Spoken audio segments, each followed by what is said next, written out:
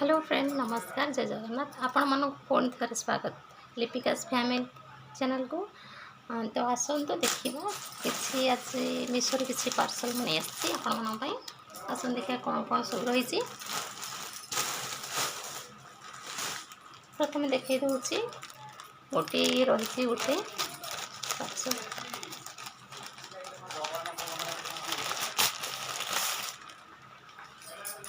एथर गोटे एमती आसब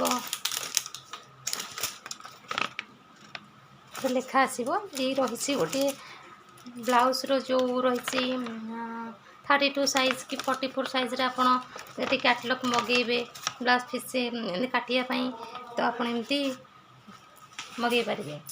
तो देखो यहाँ केमती कौन रही एमती प्रथम गोटे आसो यहाँ हुए तो आपण यहाँ राउंड नेक रही यहाँ बैक साइड रही